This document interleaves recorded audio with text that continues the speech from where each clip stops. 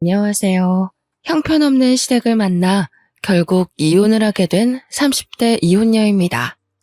누구에겐 시답지 않은 이유가 될 수 있는 사사로운 서름 때문에 이혼을 하게 된 사연을 들려주고자 왔습니다. 결혼을 하게 되면 원래 어느 집에서든 시댁과 친정 문제로 부부 사이에 트러블이 발생하는 건가요? 저희 부부만 그런 게 아니라 다 그런 건가요? 하소연이라도 해서 위안을 얻고 싶어 이렇게 라디오를 찾게 되었네요. 부부가 돼서 한 번도 다툼 없이 살아갈 수는 없다는 거 인정하지만 남편과 제가 서로에게 감정 상하는 것이 어째 우리만의 일이 아니라 자꾸 시댁과 친정이 걸려야만 없는 건지 모르겠습니다. 명절 또한 그래요. 제가 딸이었을 땐 마냥 즐겁기만 했던 명절이 며느리가 되니까 다이어트 기간이 되어버린 것처럼 그렇게 밥맛이 뚝 떨어지더라고요. 행복하고자 시작한 결혼인데 저는 살아온 세월 중 역대로 불행한 시간을 보내야만 했습니다. 제가 이혼하기까지 1년 조금 넘은 시간이었습니다. 시간이었죠. 그 짧은 시간조차 글로 남기려니 더 함축하고 줄여야 되더군요. 그래도 최대한 저의 경험을 살려서 들려드리도록 하겠습니다. 저는 남편과 결혼하기 전까지 남편을 잘 안다고 생각했습니다. 저희가 장기간 연애를 했는데 결혼 약속이 주변에게 알려졌을 때 주위에서 선 넘는 조언을 많이 하더라고요. 축하만 해주면 좋겠는데 자꾸만 연애와 결혼은 다르고 동거와 결혼은 다르다면서 결혼 신중하게 결정하는 건 맞냐고 수도 없이 묻더군요. 아줌마 아저씨 되는 직장 동료들이 특히나 그런 소리를 입에 담았습니다. 그때는 시모시부가 한 10대 명은 있는 기분이었어요. 그저 잘 알지도 못하면서 남의 인생사 함부로 말하는 잔소리로 들렸다는 거죠. 말 그대로 제가 남편과의 결혼을 선택한 건 결혼이 10년의 연애의 종착지라고 생각하기도 했고, 나이 35살에 또다시 다른 남자를 만나 연애의 과정을 거쳐 결혼까지 도달하기엔 너무 늙었다고 생각했기 때문이었습니다.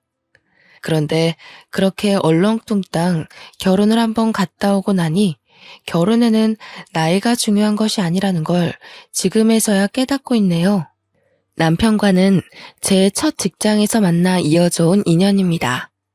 남편은 첫인상부터가 순둥순둥한 스타일에 약간 자기 취미에만 푹 빠져 사는 괴짜 느낌이 강한 남자였어요. 그래서 주위에 친구가 별로 없었고 남편과 어울려주는 사람도 굳이 업무 얘기 아니면 다가가질 않더군요. 저는 그런 점이 오히려 마음에 들었습니다. 제가 대학 때 바람둥이 남자친구를 만나는 바람에 그 뒤로 여자인 친구가 없는 사람들만 만나기로 다짐했었거든요.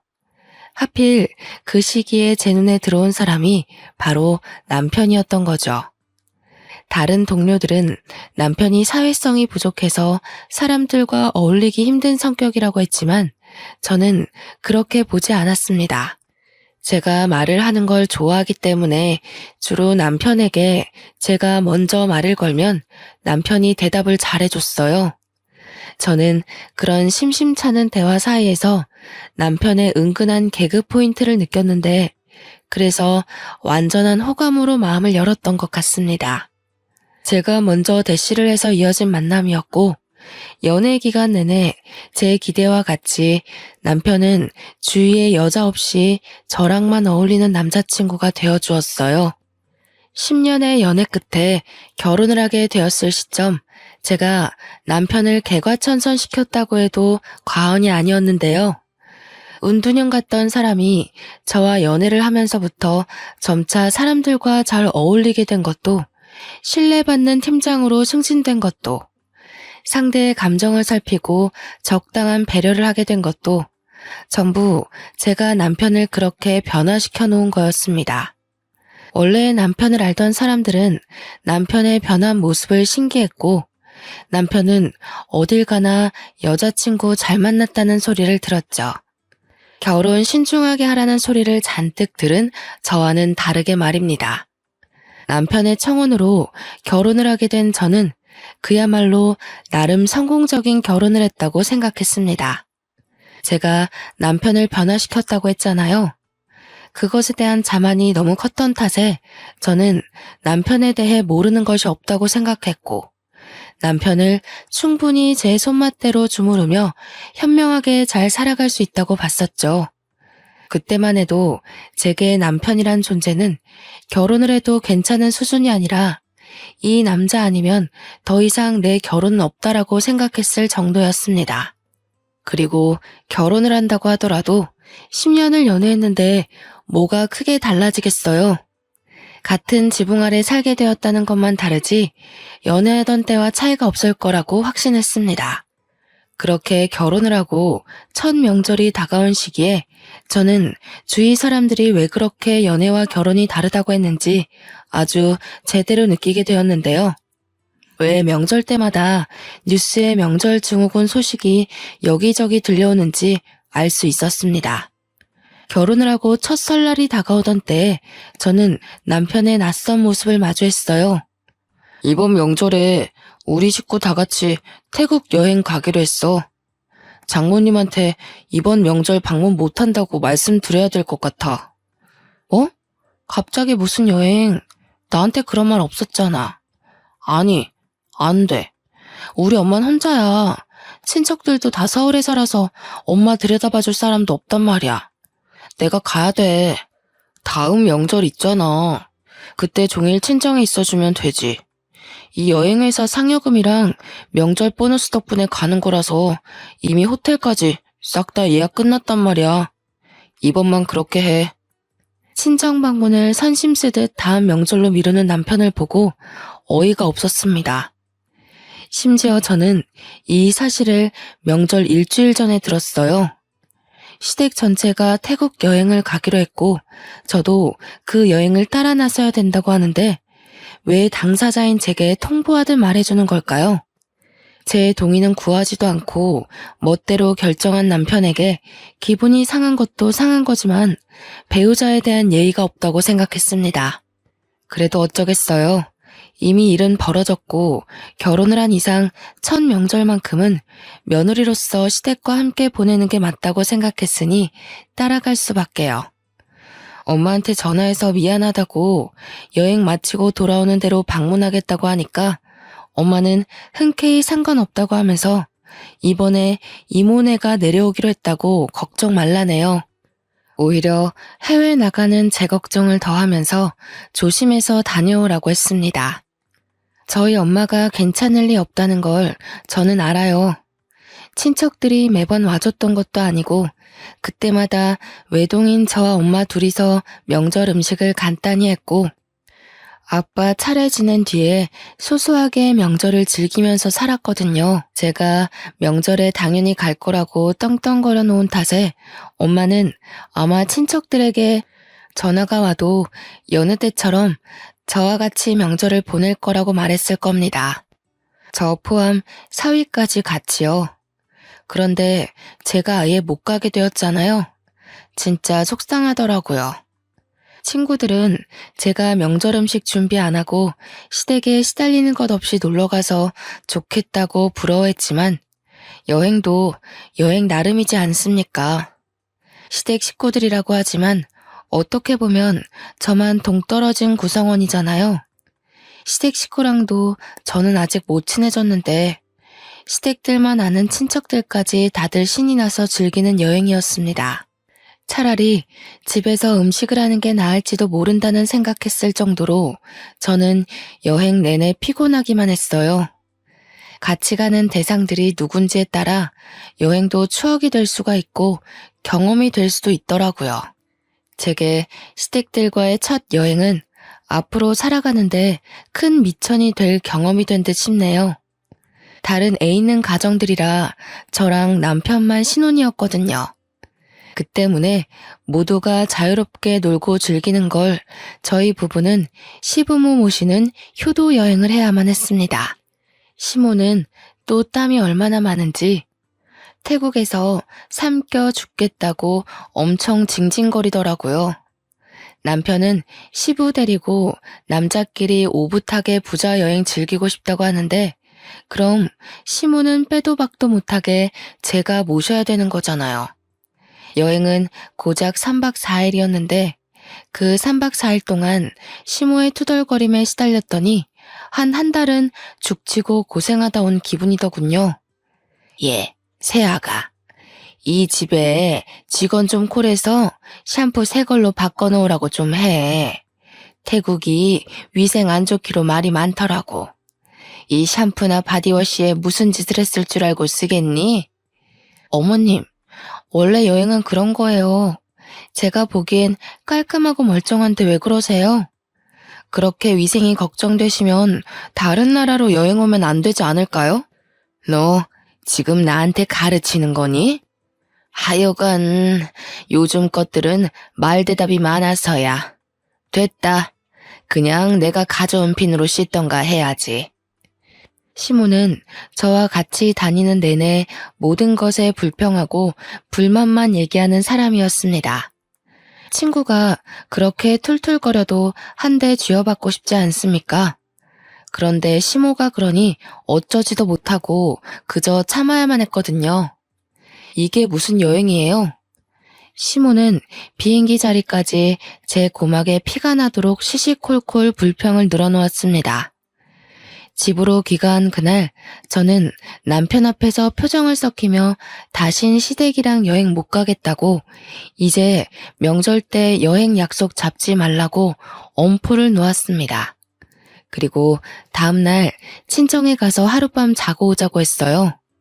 어차피 일주일 연차냈잖아. 내일 아무것도 안 하는데 다녀오자. 엄마 아마 명절 내내 혼자 보냈을 거야. 이모네 간다고 했었는데 차 문제 생겨서 못 갔대. 다음 명절에 가기로 했는데 왜 그런 말을 했어? 어느 세월에 포항까지 갔다 와. 내일까지는 고속도로 막힐 것 같은데. 그래도 출근하기 전엔 좀 쉬다가 가야지. 자기 웃긴다. 비행기 타고 태국은 뿔뿔 돌아다니면서 같은 땅인 포항은 왜 못 가? 못 가는 게 아니라 가기 싫은 거 아니고? 솔직히 피곤해서 그래. 노는 것도 좋은데 우리도 나이가 있잖아. 사람이 다시 힘내서 일하려면 휴식도 필요하지 않겠어?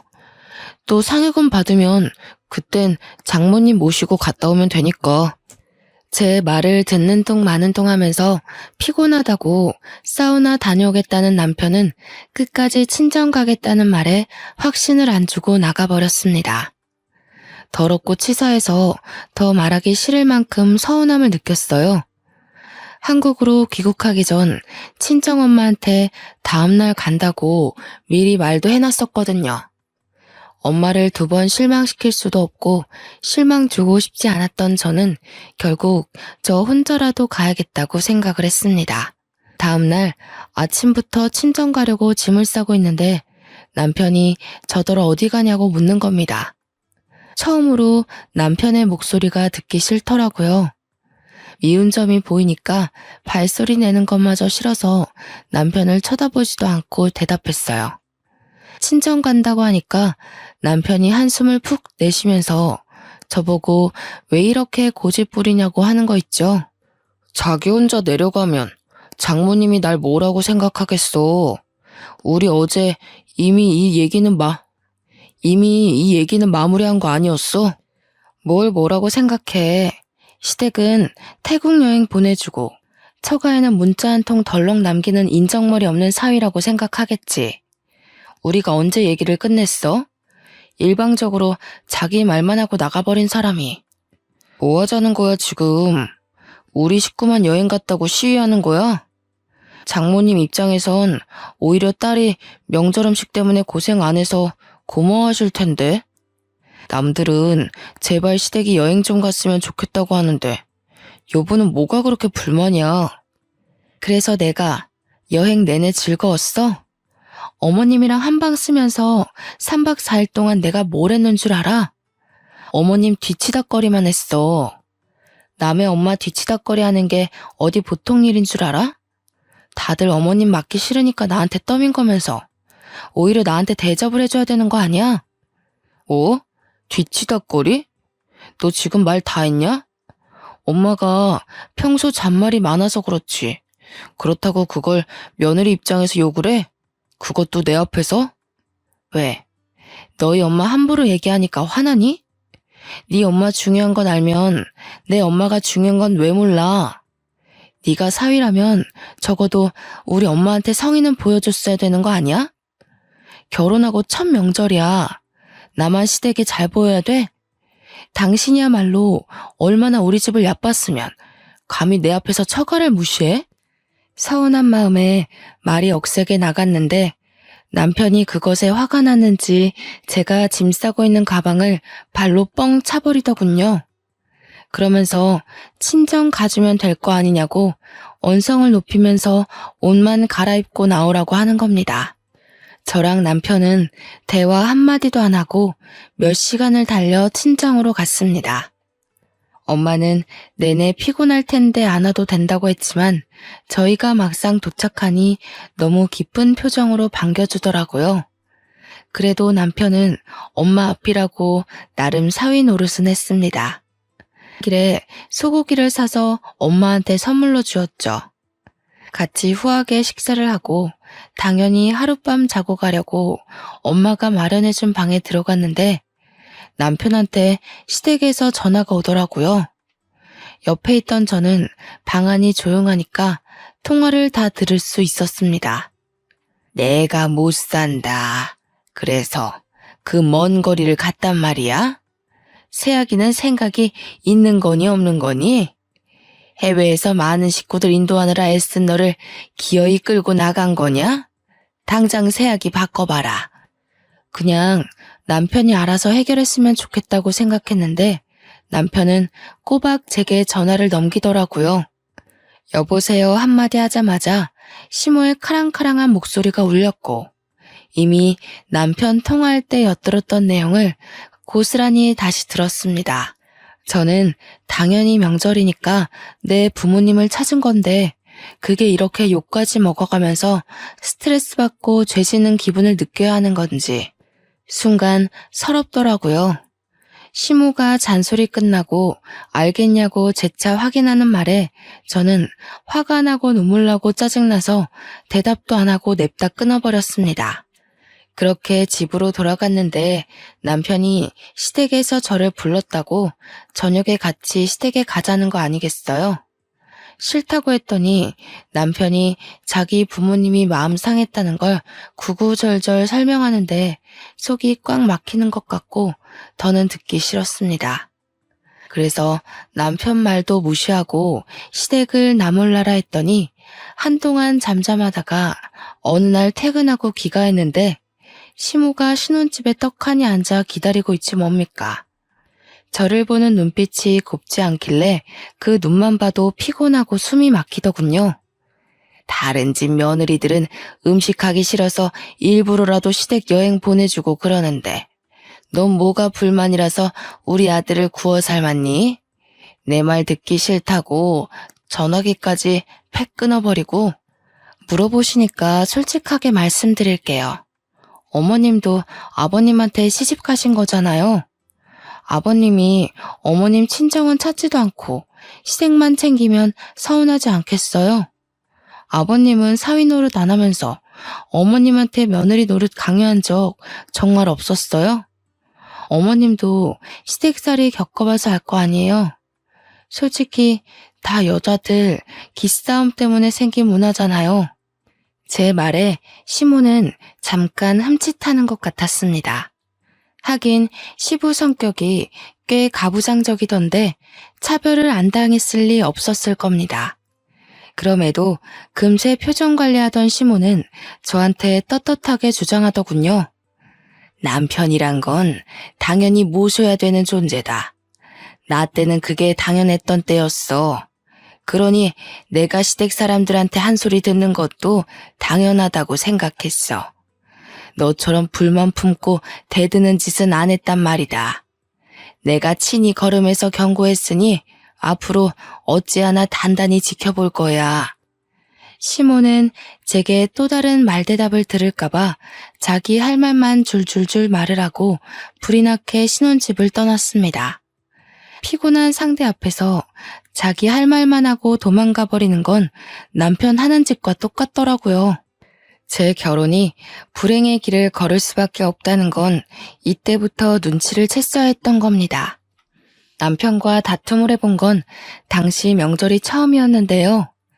그전에는 웬만하면 저와 서로 맞춰주면서 지내온 사람이었는데 명절을 한번 겪고 나니 그 이후부터는 약간 자기 잘난 맛에 사는 인간으로 변해가는 거 아니겠어요? 같이 맞벌이하는 입장에서 집안일도 같이 했었는데 점 집안일에는 손을 뗐고 월급 좀 올랐다고 여기저기 사람들한테 술 사는 자리까지 많아지더라고요. 원래는 사람들과도 잘 못 어울리는 괴짜라고 했지 않습니까? 그 운둔한 성격을 바꿔줬더니 저한테 부메랑이 되어 꽂힐 줄은 몰랐어요. 사람들이랑 제 뒷담이라도 하는 건지 사람들과 어울리고 집에 오면 남편이 술 주사로 꼭 제게 한 소리를 하더라고요. 홍보팀에서 당신 보고 고집 좀 줄이래. 그런 마인드로는 기발한 아이디어 못 나온다고. 후배들 좀 그만 잡아. 후배들이 당신 얼마나 무서워하는지 모르지? 술만 마시면 저런 식으로 저에 대한 단점을 콕콕 집어냈습니다. 남편이 주구장창 제 단점을 꼽으니 처음엔 정말 사람들이 저를 그렇게 생각하는 줄 알았어요. 그러니 그땐 저도 모르는 사이 직장에서 말수가 줄어있더라고요. 그런데 알고 보니 남편이 먼저 언급하면 동료들이 후배다 보니까 그냥 남편한테 맞춰서 끄덕끄덕 해주는 거지 뭡니까? 그 사실을 어떻게 알았냐면 한날 친구 남편이 하는 대창집에 남편이 왔다고 연락이 왔더라고요. 그땐 남편이 회식 있다고 말도 안 해줬던 때라서 저도 포기하고 그러려니 있었는데 친구 남편 말로는 남편이 제 흉을 엄청 본다고 하면서 제가 알아야 될 것 같아 연락을 했대요. 친구 남편 앞에서 너무 쪽팔리고 동네 창피했지만 그와 동시에 열이 확 올라서 결국 그 가게를 찾아갔습니다. 갔더니 남편 혼자서만 잔뜩 취해서 하하호호 웃으며 진짜 제 흉을 보고 있더라고요. 여자는 저처럼 성깔이 강하면 안 되고 고분고분해야 된다면서 그러면서 뒤이어 있는 말에 저는 끝내 그 자리를 끼어들고 말았습니다. 남편이 저랑 잠자리에 대한 것도 얘기를 꺼내는 거 아니겠어요?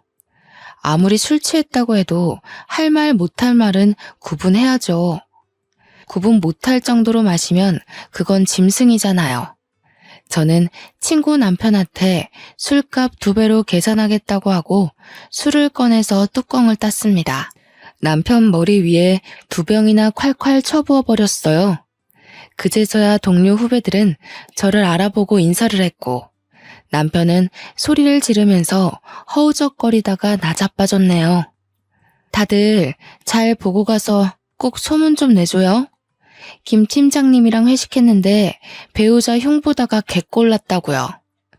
그리고 어디 가서 이런 사람 있으면 네 말이 맞다고 맞춰주지 마요. 그럼 이런 개자식이랑 같은 급으로 비춰지니깐.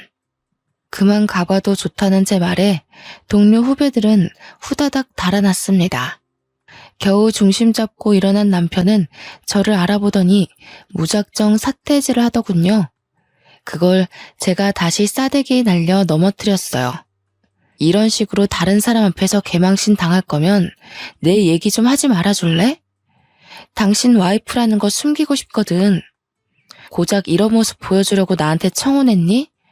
참, 10년 연애 기간이 후회스럽다. 그날 남편은 필름이 끊겨서 잘 기억도 못했습니다.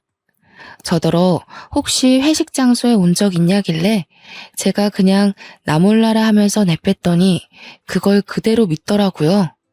그러면서 왜 직장에서 자기를 보는 시선이 이상한지 모르겠다고 예전에 왕따였을 때랑 같은 기분이 든다더군요. 남편 말로는 자기가 사회성 부족할 때 사람들이 자신을 멀리했던 당시가 떠오른다면서 기분이 나쁘다고 했어요. 남편도 자기가 왕따 당했을 때 나름 트라우마였나 봅니다. 남편 말대로 직장에선 남편 안 보는 데서 다들 남편 뒷담을 까고 난리가 났더라고요. 동료들이 저만 보면 결혼 실수했다고 동정표를 많이 던졌어요. 남편을 그 꼴로 만든 게 저라고 하더라도 그런 상황들이 그리 막 유쾌하진 않은 거 있죠. 10년이 후회스럽다가도 한편으론 같이 나눈 정이 있어서인지 속상하기도 했습니다. 그래도 내 남편인데 내 선에서만 해결할 걸 그랬나 싶었어요. 하지만 그마저도 의미 없는 잡이었을 뿐이었습니다. 결국 제 손으로 다시 남편을 끌어내리는 일이 터지고 말았는데요. 몇 달 전에 있었던 두 번째 명절 말입니다. 그 시기에 저는 남편과 완전 끝내기로 마음먹었어요.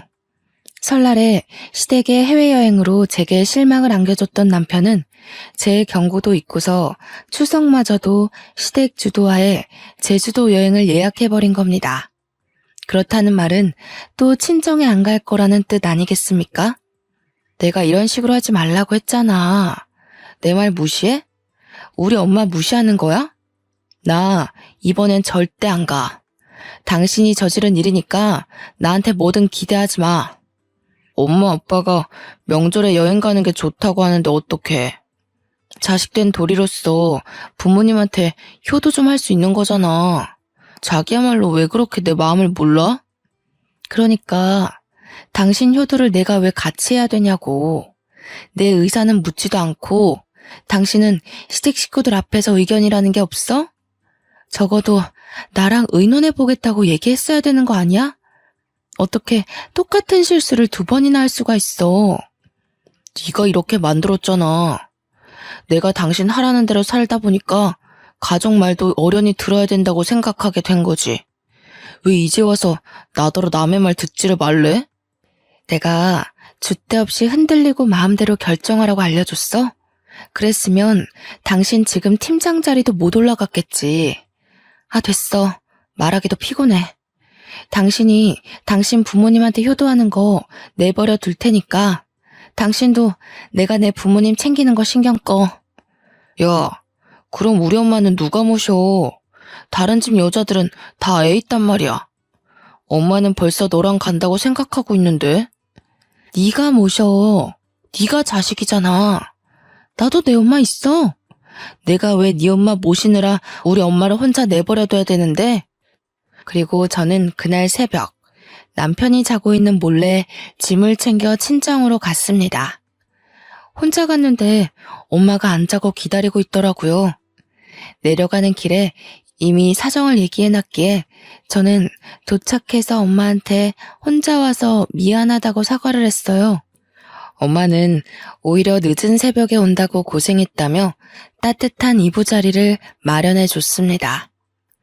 오랜만에 엄마 옆에서 자는데 그제야 제가 어떤 사람인지 얼마나 사랑받고 귀하게 큰 딸인지 느껴지더라고요. 저한테 명절은 바로 이렇게 정겹고 따뜻한 날이었는데 어쩌다가 피 튀기는 장이 되었는지 모르겠습니다. 그날 아침 일찍 저는 엄마 여권을 챙겨서 엄마를 모시고 가장 가까운 시간에 일본행 티켓을 예매했습니다. 혹시라도 남편이 친정에 찾아올까봐 속전속결로 진행을 했죠. 엄마를 데리고 그대로 일본 여행을 갔는데 비행기에 있어 몰랐더니 착륙하고 휴대폰을 확인하자마자 남편한테 불티나게 전화가 와 있는 겁니다. 문자도 있었는데 그중에는 당장 안 돌아오면 이혼이라는 얘기도 있었습니다. 남편이 이혼이란 말을 감히 먼저 꺼내는 것도 제 입장에선 가짠더라고요. 이혼하자고 하면 제가 쫄아서 당장 튀어올 거라고 생각을 했나 보죠. 그럴 리가 있나요? 저는 아싸 잘됐다 싶어서 그 문자에만 동의 답변을 보낸 뒤 전화를 꺼버렸습니다. 그렇게 엄마랑 즐거운 일본 여행을 하는 동안 시댁 생각 안 하고 즐겁게 놀다가 돌아왔습니다. 바로 이런 게 여행이란 느낌을 잔뜩 받았고 제가 얼마나 스트레스를 받고 지냈는지 뼈저리게 느껴지더군요. 저는 일본 여행을 끝내고도 일부러 신혼집을 안 가고 친정에 있었어요. 회사에 연차를 몰아내서 출근도 안 했습니다. 그리고는 남편한테 우편으로 이혼 서류만 보냈죠. 한 일주일 지났을 때 남편이 초췌한 몰골로 친정을 찾아왔더라고요. 자기야, 도대체 왜 이래? 이혼 서류만 보내고 연락도 안 받는 게 어딨어? 제발 집에 좀 들어와. 나 당신 없으면 안 되는 사람인 거 누구보다 당신이 잘 알잖아. 그랬었나?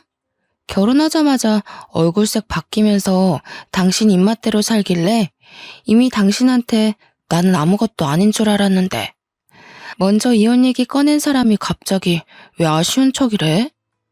아니야. 그건 여행 당일에 당신이 사라지고 없으니까 식구들이 난리 나서 나를 닥달하잖아.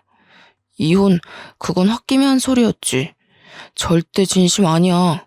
그러니까 제발 집에 가자, 응? 왜? 여행 가보니까 당신 식구들이 얼마나 사람 피말리는지 느꼈어? 그래서 앞으로 내가 다시 네 엄마 뒤 봐주길 바래서 온 거 아니야? 절대 아니야. 나 이번에 제주도 여행 갔을 때 죽는 줄 알았어. 엄마가 얼마나 징징거리던지. 당신 태국 여행 때 진짜 많이 힘들었겠다. 몰라줘서 미안해. 출근을 안 하니까 직장에서도 사람들이 자꾸 수군거려. 회식에도 안 껴주고. 남편이 진심으로 반성을 했던 건지 친정엄마한테 줄 명절 선물까지 챙겨왔더라고요. 한우 세트랑 제주도 여행 상품권을 쥐고 있었습니다. 그러면서 제 앞에 넙죽 엎드려 제발 집에 돌아가자고 애원했어요. 자기를 데리고 살아줄 사람은 저밖에 없다면서 이혼만큼은 안 된다고 사정하더군요. 장모님, 제발 이 사람 좀 설득해주세요. 저 정말 이 사람 없이는 아무것도 못한단 말이에요. 저한테 이 사람이 얼마나 존경스러운 존재인지 장모님한테 말씀드렸잖아요. 기억나시죠? 기억나고 말고. 그런데 자네가 오죽 잘못했으면 우리 딸이 이렇게까지 나올까. 그래도 반성하는 마음이 갸륵하니 한 번쯤 용서해주는 것도 괜찮을 것 같은데 딸? 친정엄마는 남편이 시멘트 바닥에 무릎을 꿇고 있는 모습이 안쓰러웠나 봐요. 저한테 한 번만 눈 감아주자고 같이 설득하더라고요. 하지만 저는 남편이 반성하는 낌새를 보인다고 하더라도 이건 남편과 저만의 문제가 아니라고 생각했습니다. 남편의 생각이 이러한들 시댁의 입장과 다르다면 결국 쳇바퀴 돌듯 같은 짓을 반복하는 셈이잖아요. 저는 그 자리에서 남편한테 말했어요. 시모한테 전화해서 입장이 같다는 걸 증명하라고요. 그랬더니 남편이 아직 시모랑 얘기 안 해봤다고 하네요. 저는 오히려 잘 됐다고 봤죠. 남편이 시모랑 말 맞춰서 괜히 저를 꼬드겨서 다시 집안 식구로 들인다면 그건 그거대로 제가 또 한 번 상처를 받는 거잖아요. 그래서 제가 그 자리에서 시모한테 전화를 걸고 스피커폰으로 돌려 남편에게 줬습니다. 그런데 웃긴 게 뭔 줄 아세요? 시모가 제 전화를 기다렸다는 듯이 받았는데 받자마자 저한테 쌍욕을 하더라고요. 이런 썩을 년을 봤나. 내가 살다 너처럼 건방지고 제멋대로인 여자는 처음 봤다. 어떻게 명절에 시댁을 나 몰라라 하고 잠수를 탈 수가 있니? 우리 집안의 며느리가 되었으면 책임을 다하고 나를 모셨어야지. 감히 도망을 가? 내가 너 때문에 동네 창피해서 명절에 여행 다녀왔다는 소리도 못했어. 저는 이미 예상했던 시나리오였기에 그리 놀라지 않았는데 남편이 꽤 많이 당황했더라고요. 그런데 문제는 남편의 반응이 아니었다는 겁니다. 더 중요했던 사실은 그 자리에 우리 엄마도 같이 있었다는 거예요. 저를 하대하는 시모의 인성을 엄마가 똑똑히 들었지 뭡니까. 제가 욕먹는 며느리라는 걸 엄마한테 보여주고 싶었던 건 아니었는데 본의 아니게 상황이 그렇게 돼버려서 저 또한 뒤늦게 당혹스러웠습니다. 그뿐만이 아니었어요. 저는 거기서 자식을 둔 부모의 마음은 그 어떤 것에도 비할 수 없을 만큼 강하다는 것도 제대로 느끼게 되었는데요. 항상 저를 다독여주기만 하던 엄마의 눈빛이 싸늘하게 변하더니 마루에 서 있다가 맨발로 남편 앞까지 뛰어가 휴대폰을 뺏는 거 있죠. 이 욕심쟁이 할망구 같으니라고. 지금 뭐라고 그랬어요? 내가 정말 사부인같이 개차반 쓰레기인 여자는 또 처음이네요. 우리 딸이 뭘 잘못했다고 그런 몰상식한 욕짓거리를 내뱉어요? 사람 같지도 않던 그쪽 아들을 사람 구실하게 만들어줬으면 우리 딸한테 넙죽 엎드려 절을 해야지요. 뭐? 누구를 모셔요? 뭐야? 이봐요 사부인. 보니까 지금 며느리랑 같이 있나 본데 며느리가 감히 하늘 같은 시댁한테 어떤 짓을 하고 도망쳤는지 알아요? 명절을 내빼고 거기로 도피해 있는 거라고요. 뭘 좀 알고 따져요. 그 집 아들이 지금 우리 딸 앞에 무릎 꿇고 사정하고 있거든요. 불쌍해서 봐줄까 했더니 역시 안 되겠네요. 그쪽 같은 못난 부모 때문에 자식들이 대신해서 피눈물 흘리는 거예요. 지금 보니 우리 딸이 더러운 구정물에서 도망쳐온 거구먼. 어머머, 하던지간이라지만 말 그렇게 함부로 하는 거 아닙니다. 당장 사과하세요. 내가 거기 어딘지 찾아가서 뒤집어 놓을 수가 있어요? 바라던 바네요. 내 딸은 내가 다시 데려갈 테니 그렇게 알아요. 그리고 같은 자식 둔 엄마 입장으로 한마디 하겠는데 요즘 세상에서 며느리를 그런 취급하면 당신 아들만 평생 늙어 죽을 때까지 혼자 살다 가는 겁니다. 이 늙구렁이 할망탱이야. 알아들었어? 다신 연락하지 마. 시모와 친정엄마의 말싸움을 보니까 저와 남편 사이의 다툼은 아무것도 아니더라고요.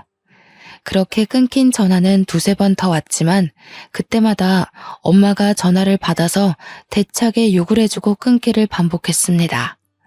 저는 어안이 벙벙하면서도 한편으론 굉장히 든든하더라고요. 아빠가 일찍 돌아가셔서 내가 엄마를 지켜줘야겠다고 늘 생각하고 살았는데 역시 자식은 부모 품에서 영원히 보호받는 존재인가 봐요. 저는 그날 엄마가 얼마나 강한 사람인지를 단단히 보았습니다. 그 자리에서 저만 놀란 것은 아니었는데요. 남편 또한 선하기만 하던 우리 엄마의 돌변을 처음 보곤 완전 사색이 되어버린 거 아니겠습니까? 남편은 친정엄마를 보고서 더 넙죽 엎드리며 잘못했다고 싹싹 빌기 시작했어요. 그러면서 시모는 자기가 처리한다면서 앞으로 시모랑 저랑 만나게 하는 일은 없게 할 거라고 밑도 끝도 없는 약속을 해댔죠. 하지만 엄마는 이미 제가 시댁에서 어떤 취급을 받는지 들어버린 마당에 남편을 곱게 보지 못했습니다. 자네가 잘할 놈이었다면 진작에 우리 딸이 그런 취급 안 받도록 만들었겠지. 내 딸을 존경한다고 했었나? 그렇게 안 봤는데 정말 앞뒤 다른 놈이었구먼. 나 더 이상 자네한테 볼 일 없다. 내 피 같은 딸 헐뜯기라고 보낸 시집이 아니야. 엄마가 남편한테 삿대질하면서 집에서 가니 네 잘난 엄마 아빠를 원망하라고 쫓아보냈습니다. 저도 우리 엄마의 화난 모습을 처음 봤는데 남편은 얼마나 당황했을까요? 그렇게 쫓겨난 남편과는 무난히 이혼 절차를 밟았습니다. 제가 짐 챙기러 간다고 어쩔 수 없이 신혼집을 다시 방문했어야 했는데 그 기회를 놓치지 않고 남편이 다시 저를 붙잡더라고요. 어처구니 없는 건 남편이 이혼 조정 기간을 염두에 계속 제 마음을 설득하고자 하면서도 와중에 시모를 부른 거 아니겠습니까? 여태 제가 남편을 만들다시피 고쳐놨다지만 이 정도로 남에게 의지하는 사람인 줄은 몰랐어요. 제가 없으니 시무한테 얼마나 기대고 있었던 건지 시무한테 저를 설득해달라고 불렀더라고요. 그래, 사부인 건강은 좀 어떠니? 잘 계시고? 언제 한번 모시고 우리 집에 들리거라. 일이 이렇게 되는 바람에 내가 초대를 한번 못했네. 일정 맞춰서 사부인 좋아하는 식사로 대접할 테니 모셔와. 사부인이랑 합의 잘 보고 너희 뜻대로 살도록 해줄게. 그러니 이혼은 취소하거라. 아직도 처지를 모르시네요? 아쉬운 사람이 찾아가야지 우리 엄마가 왜 헛걸음을 하겠어요? 우리 엄마는 이대로 저랑 저 인간 관계가 끝나길 바라고 있어요. 아직도 이혼하면 제가 손해라고 보시나 봐요?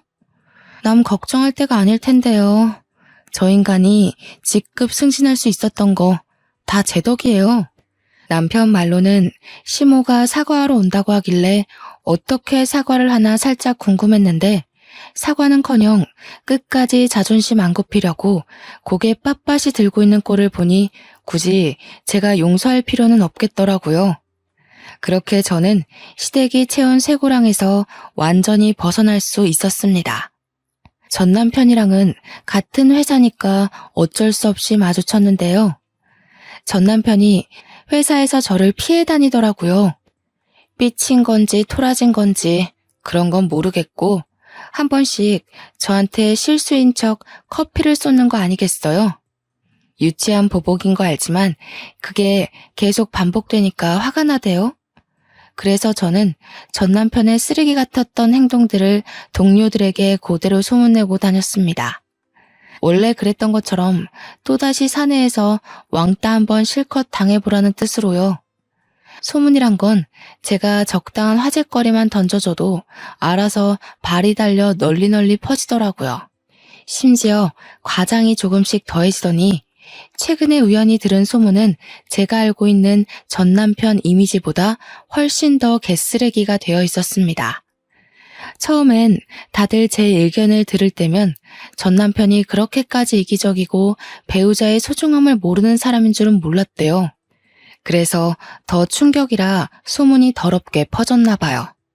이제는 전 남편이 지나가기만 해도 사람들이 수군대기 바쁘거든요. 그러니까 사람은 살던 대로 살아야 된다고 간도 콩할 만한 사람이 감히 시댁을 앞세워서 와이프 무시하고 다니니까 천벌받는 거잖아요. 와이프 욕하는 게 자기 얼굴에 침 뱉는 건 줄도 모르고 신나게 했을 생각하니까 다시 돌이켜봐도 참 한심하네요. 들리는 소문에 의하면 전 남편이 상사한테 깨져서 비상구에서 오는 걸 여자 동료가 봤다고 저한테 말해주더라고요. 항상 윗선에 결제 보고 올리기 전에 제 검토를 받고 갔던 사람인데 혼자서 하려니까 뭐가 많이 안 되는 것 같았어요. 저 없으면 자기는 아무것도 아니라는 전 남편의 말이 지독하게도 공감이 되는 거 있죠? 소중한 줄 모르고 자기 사람이라며 저를 함부로 했으니 꼴 좋네요. 반대로 저는 오히려 결혼을 한 것이 손해였어요. 다들 저더러 전 남편과 왜 결혼하냐고 선 넘는 조언을 해줄 때 들어먹었어야 했다는 걸 이혼을 하고 나서야 깨달았습니다. 어른들의 말이 무조건 고지식하다는 건 틀린 말이에요. 어른 말 들으면 자다가도 떡이 생긴다는 거.